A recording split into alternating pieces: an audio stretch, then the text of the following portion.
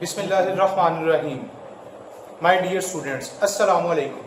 My name is Farah Jameel and I am working as a subject specialist in mathematics at Divisional Public School and Inter College Sahiwal.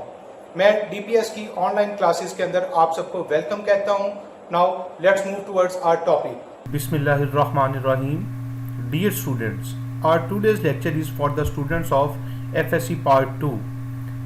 In this lecture, we will discuss chapter number 6, which is about conic section, and especially in our today's lecture, we will solve question number 1 to 3 of exercise number 6.7, which are basically related to the tangent and normal equations. So let's start our today's lecture. First of all, we will discuss how we will find the equation of tangents and normal. एक छोटी सी strategy है, उसको हम लोग discuss करेंगे. ये chapter number 4 के अंदर भी यही मेथड हम लोगों ने बार बार डिस्कस किया है, तो उसी को जस्ट उसकी एक रिवीजन है. देखिएगा ज़रा, equation of tangent and normal. To find the equation of tangent to a given conic at some point, we first find the slope of the tangent at the given point by calculating dy by dx from the given equation of the conic at the point and then using the point slope form of a line. मैं repeat करता हूँ, इसको देखिएगा क्या इसके अंदर हम लोगों ने कर रहे. कहता जी, आपने जब इसकी चैप्टर नंबर 4 को अपने ज़हन के अंदर रखिएगा, आपने जब भी किसी भी इक्वेशन की टेंजेंट लाइन आपने फाइंड आउट करनी है, we first find the slope of the tangent. हम इसका क्या फाइंड आउट करेंगे? स्लोप फाइंड करेंगे. हम लोग इसको नॉर्मली किससे रिप्रेजेंट करते हैं? m से रिप्रेजेंट करते हैं. Eight the given point by calculating dy by dx. वहां पे भी हम लोगों ने क्या किया था? हमने जो गिवन इक्वेशन थी वहां पे उसका डेरिवेटिव ले लिया था y का with respect to x at a particular point, और उसे हम लोगों ने क्या नाम दे दिया था? उसे हम लोगों ने नाम दिया था स्लोप का. आपके पास स्लोप आ जाए, उसके बाद हम लोगों ने क्या करना है? एक चैप्टर नंबर 4 के अंदर एक बार एक फॉर्मूला यूज हुआ था, पॉइंट स्लोप फॉर्म का, उसे हम लोगों ने नाम दिया था, और उसकी इक्वेशन आपके पास क्या थी? मैं उसको जस्ट आपको रिवाइज करवा दूं. That was y minus y1 is equal to m into x minus x1. अगर आप equation of tangent find out कर रहे हैं तो आप m की जगह पे उसका स्लोप उसका टेंजेंट लाइन का स्लोप पुट कर देंगे, और अगर आप लोग equation of normal find out कर रहे हैं तो आप उसके m की जगह पे नॉर्मल का स्लोप आप उसको फाइंड आउट कर देंगे. हमने स्लोप्स के बारे में पढ़ा था, क्योंकि हमें पता है कि टेंजेंट और normal line they are perpendicular to each other, और हमें पता है कि if two lines are perpendicular to each other the product of their slope is equal to -1 के इक्वल आपके पास आएगा.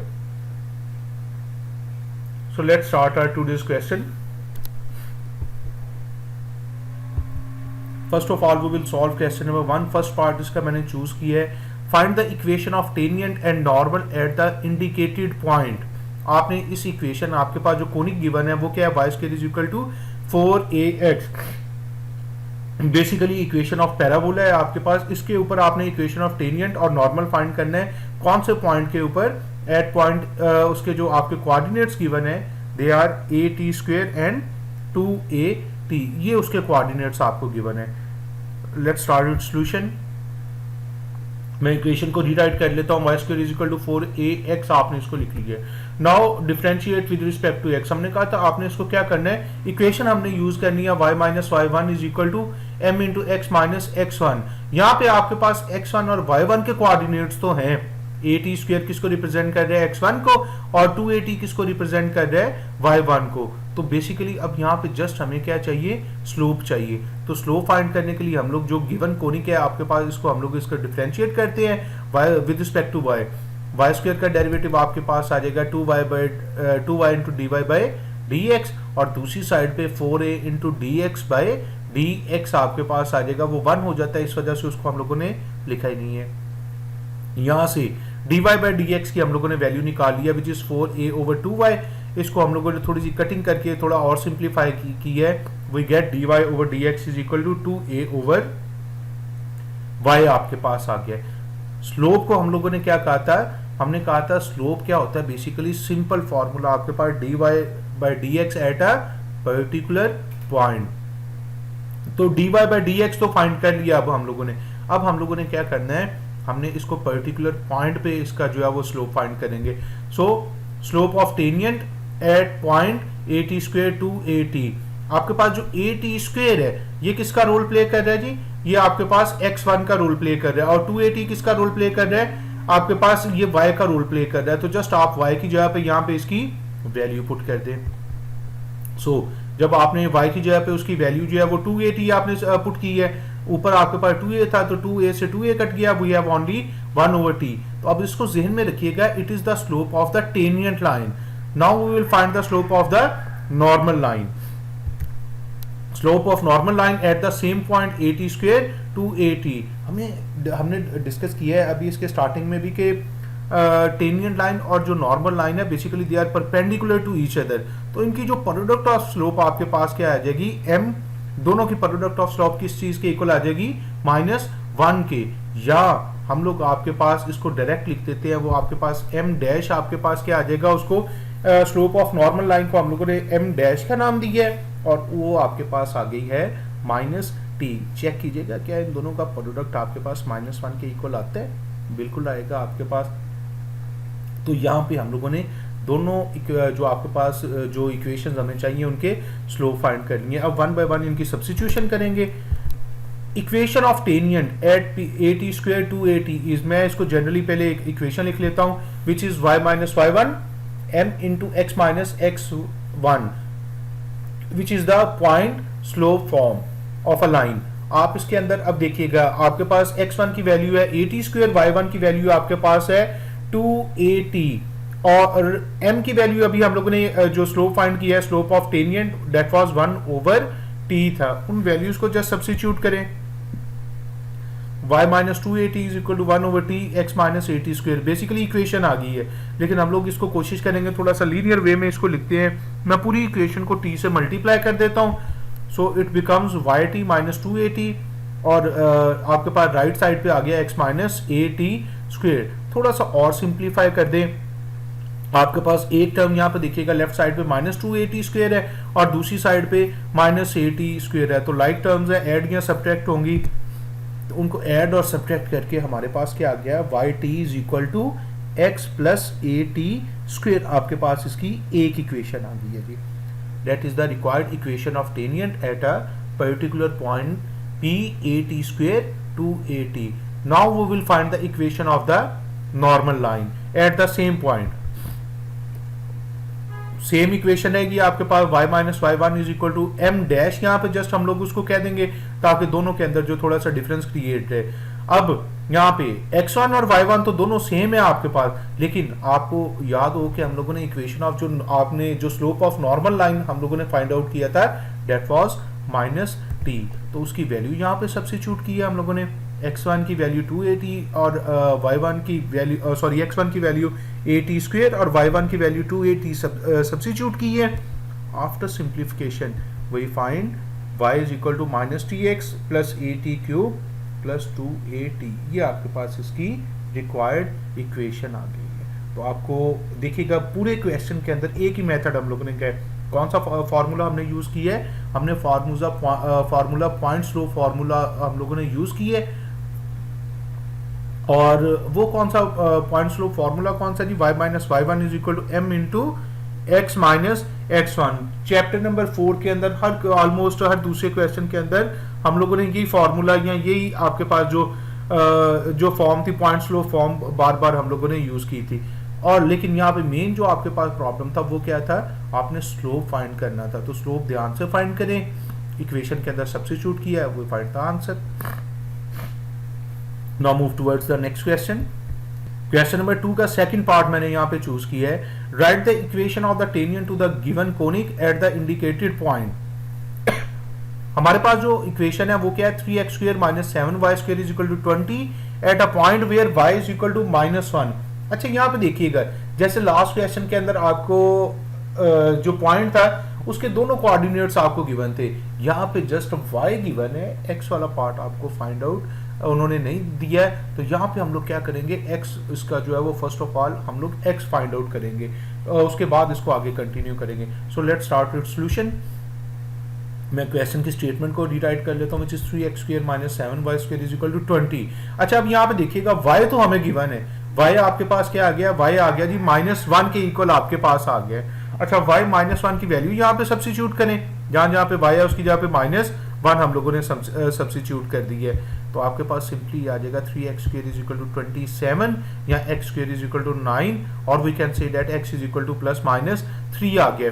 अच्छा, अब यहाँ पे x की तो 2 वैल्यूज आई हैं और y की एक वैल्यू आई है, तो लेकिन यहाँ से हमारे पास 2 पॉइंट्स आ जाएंगे। आप इनको इस तरह चूज कर सकते हैं, एक दफा x की वैल्यू 3-1 और दूसरी दफा फिर आपके पास जब x की वैल्यू आपके पास रखेंगे -3, तो आपके पास पॉइंट बन जाएगा -3 -1 आपके पास पॉइंट बन जाएगा। ये आपके पास रिक्वायर्ड पॉइंट्स आ गए, उनका हम लोग P और Q का नाम दे देते हैं। So points on the given conics are P 3 -1 and Q -3 -1। इन दोनों पॉइंट्स पे हम लोग को इसको जो है वो फाइंड आउट करेंगे equation of the tangent line. Differentiating the equation, slope find करने के लिए हमें क्या चाहिए जी, इसको dy/dx चाहिए एट अ पर्टिकुलर पॉइंट। तो पॉइंट अब हमारे पास यहाँ पे 2 है, एक P है और दूसरा पॉइंट आपके पास कौन सा जी, Q है।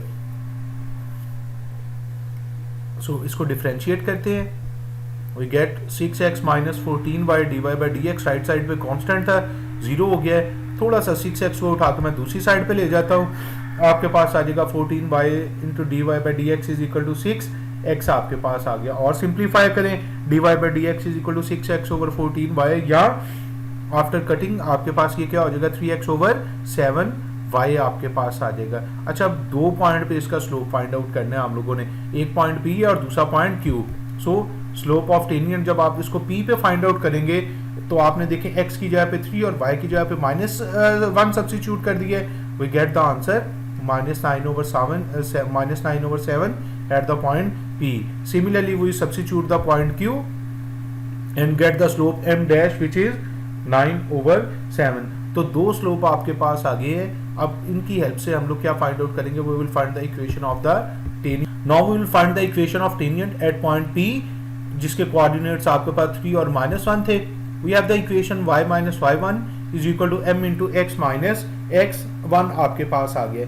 x1 और y1 के कोऑर्डिनेट्स आपको गिवन है, x1 आपके पास 3 है और y1 आपके पास क्या है -1, और m की वैल्यू अभी हम लोगों ने लास्ट फाइंड आउट की है, slope eight p that was -9 over 7.